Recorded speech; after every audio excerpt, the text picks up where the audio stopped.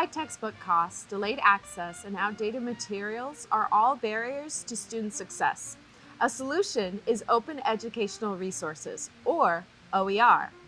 OER allows us to make learning resources adaptable, accessible, and relevant for each course. And at UTA, we're partnering with faculty to turn this vision into a reality. Together, we're building a more open, innovative, and inclusive learning experience for all.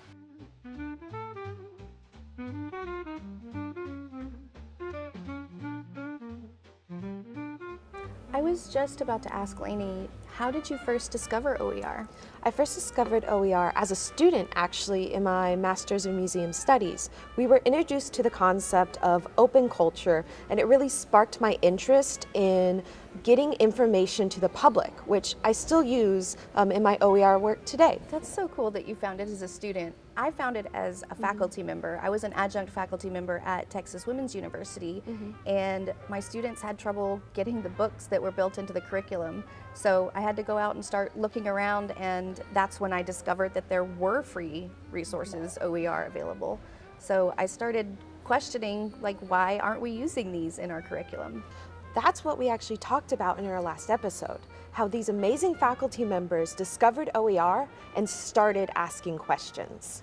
Now that you've heard about how we discovered OER, let's move over to the faculty and talk to them. This episode is all about those first steps, how they found the resources, and how they started experimenting to make their own OER.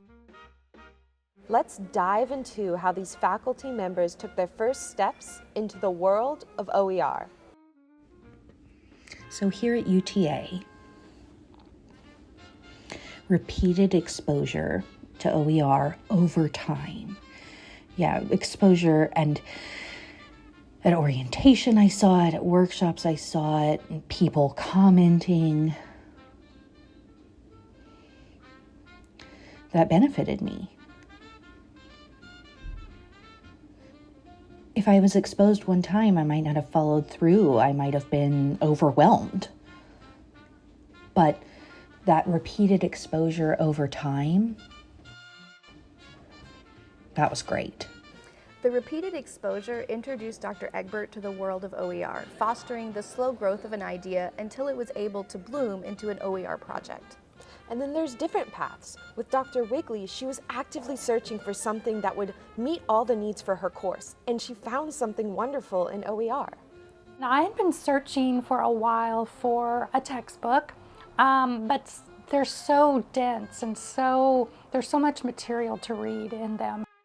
The first thing that got my attention was an open journal, but I wanted to be sure that there was a reason to produce an open. I just didn't want to do it to do it. Dr. Wigley started by hearing about journals, open journals, but she didn't want to just do it to do it. She didn't have the idea that was the spark yet, so she was able to pivot into OER because it helped create a more innovative project for her students, as well as fit into the needs of her course. Exactly. I loved how she was trying to be intentional for her students, and that's kind of what brought her to OER, and OER gives her that ability to be intentional.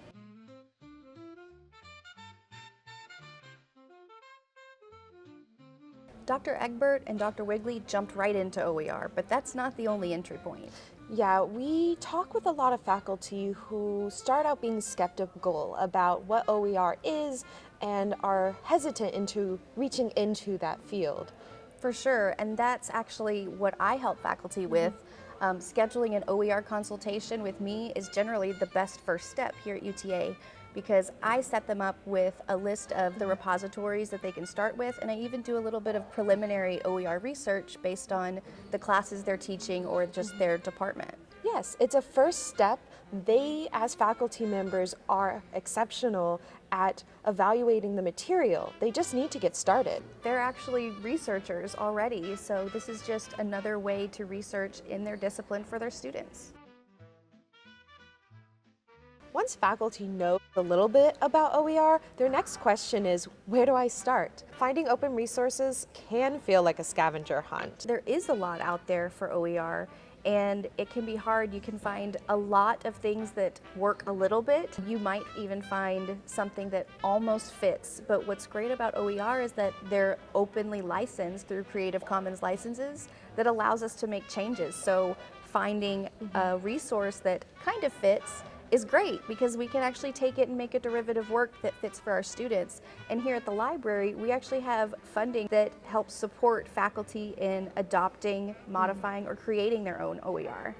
I got a grant from UTA Cares at the library to adopt a research methods textbook for the entire program at the School of Social Work.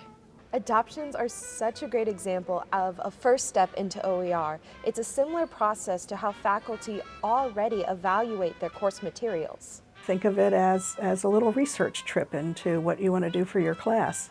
And since we do research for other things, why wouldn't we do research into materials that are available to us? And it's kind of fun. You end up going down a little, it's just like, on the weekends when you've got your phone in front of you, you end up going down rabbit holes.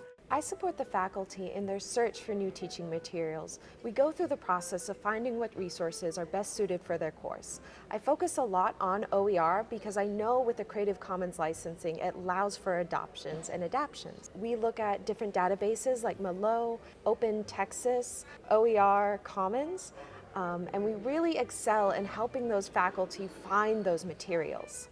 One of the misconceptions that I hear from faculty about finding resources is that they're worried they're not going to be able to find something that fits the needs of their students. Yeah, we hear that a lot, but with OER materials, they're able to revise and remix the information to suit the goals of their courses. And that's because OER has Creative Commons licenses applied to them, which allows for remix, reuse, and making changes. Another thing that we always run into is that since faculty can find the information free online, they think it's OER.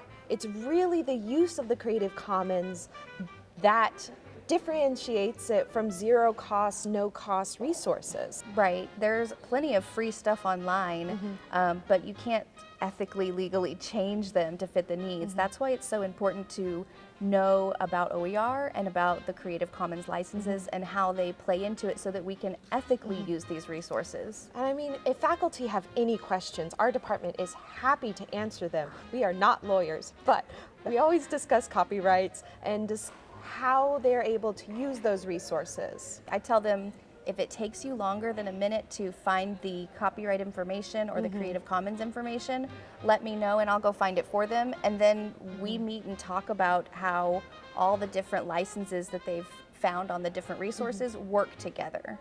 That's why we listed those open databases, because you know what is in there is openly licensed. And that's a great place to start the search, exactly.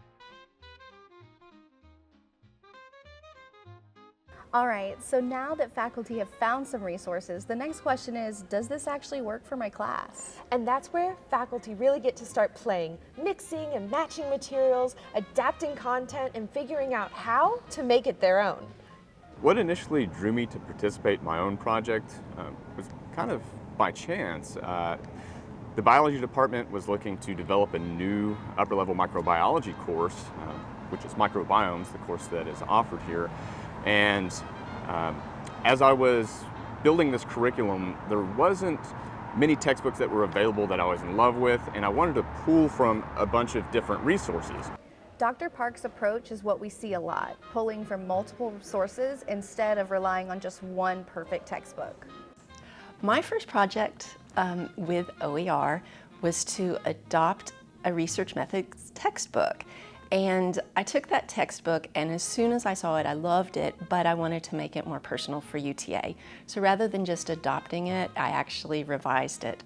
And we brought in stories from our own faculty members that corresponded to each chapter in the textbook.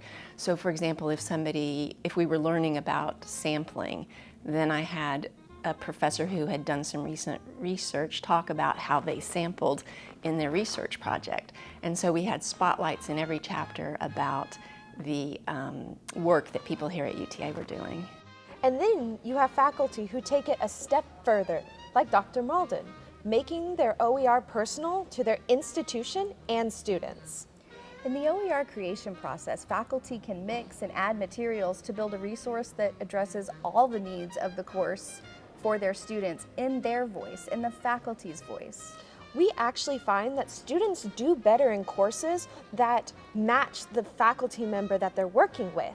It reduces the fail, withdrawal, and drop rates of those faculty members' courses. We actually find that not only does it help all students, but it particularly helps students who are financially struggling. So the students who are Pell eligible, which here at UTA, it's over 40% of students who are Pell eligible. So we know that OER is impactful for those students. It's essential to student success. At this point, faculty have explored OER, maybe even tested some materials, but what actually pushes them to commit?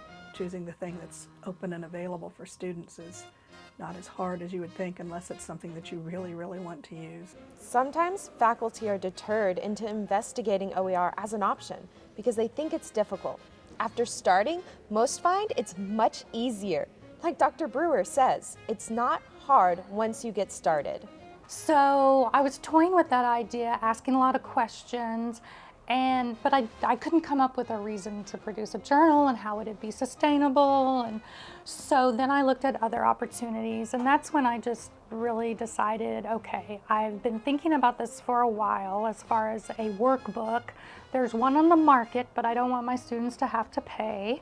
So why don't I just do the workbook and do it the way I want it, where it's interactive, where it will guide students. For Dr. Wigley and so many other faculty members, it comes down to the students. If faculty can create or adopt something that helps students succeed without breaking the bank, why not? I think it's the gateway. Once you decide that you're just going to go out and choose something and what's best for the students and is this good enough or what can I do with this, then you start rethinking everything else. And then OER becomes a mindset shift. It's not just about free textbooks. It's about exploring and rethinking the possibilities in education. OER lets us think about what could be rather than what should be. This leads us into the idea of open pedagogy, which is leveraging open educational resources, the things we use for teaching, and creating more student-centered, more engaging activities, learning experiences for students. Every faculty member's OER journey looks different, but they all have one thing in common. They took the first step. First step is just the beginning. In our next episode, we're going to discuss the challenges, the support systems, and the lessons the faculty members learned along their way.